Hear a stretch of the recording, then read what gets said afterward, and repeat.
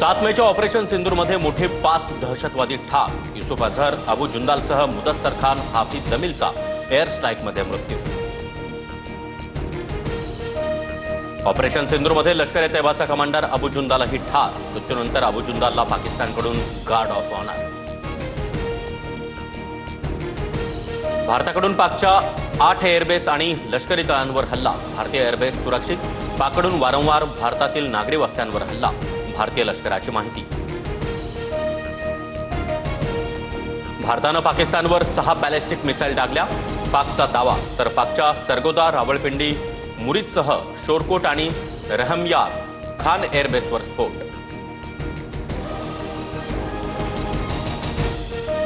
पाकिस्तानच्या ड्रोन हल्ल्यांना भारताकडून जोरदार प्रत्युत्तर. भारतीय सैन्याकडून व्हिडिओ जारी. भारताकडून पाकला जशास तसं उत्तर. पाकिस्तानातील लाहोरस्तांनी हादरलं. सकाळपासून लाहोरमध्ये सलग ड्रोन हल्ले.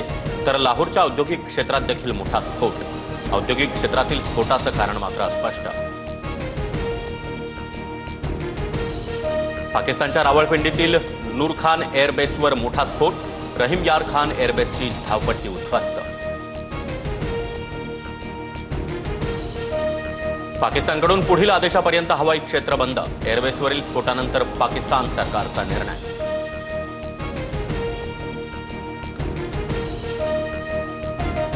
पाकिस्तानकडून भारतावर फतेह मिसाईलनं हल्ल्याचा प्रयत्न.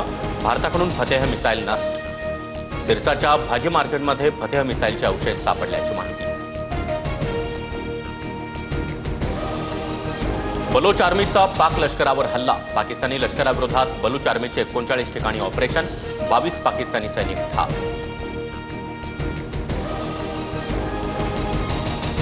जम्मू, अमृतसर आणि पंजाबसह अनेक भागामध्ये पाकिस्तानी ड्रोनचे अवशेष. भारताकडून पाकिस्तानचे अनेक ड्रोन हवेमध्येच नष्ट.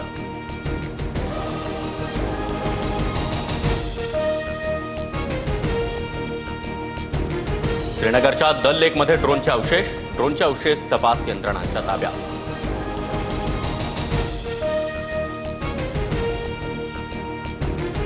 जैसलमेरमध्ये शासनाकडून कर्फ्यू लागू. जैसलमेर, पोखरणसह आसपासच्या परिसरामध्ये मोठ्या प्रमाणात स्फोटाचे आवाज.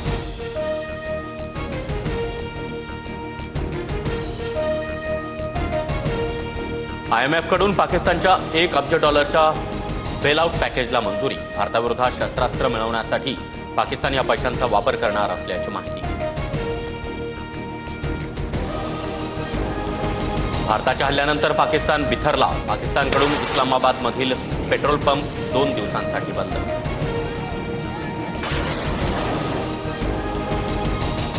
पाकिस्तानकडून जम्मू काश्मीर आणि राजौरीमधील नागरी वस्त्यांना टार्गेट. पुरीमधील घर, वाहनांसह मालमत्तांचं मोठं नुकसान.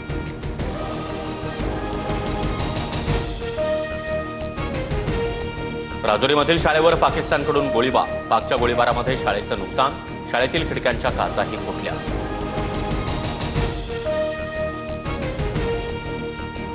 पुरीतील लष्करी तळाजवळ स्फोट झाल्याची माहिती. पुरीमधील पाकच्या गोळीबाराला भारतीय सैन्याचं प्रत्युत्तर. पुरीतील घरांचंही मोठं नुकसान. भारतानं आज पुन्हा चिनाब नदीवरील सलाल धरणाचे 5 दरवाजे उघडले. पाकिस्तानला पुराची भीती. भारतातील 32 विमानतळं तात्पुरती बंद. सुरक्षेच्या कारणासाठी 9 ते 14 मे दरम्यान विमानतळ बंद ठेवण्याचा निर्णय. पंतप्रधान मोदींची तिन्ही सैन्य प्रमुखांसोबत बैठक. शस्त्रास्त्र, लष्करी उपकरणांची उपलब्धता आणि स्वदेशी संरक्षण उत्पादनाच्या प्रगतीचा आढावा. रोहित शर्मा पाठोपाठ विराट कोहलीही कसोटी क्रिकेटमधून निवृत्त होणार. BCCI कडून विराटला निवृत्तीबाबत पुनर्विचार करण्याची विनंती.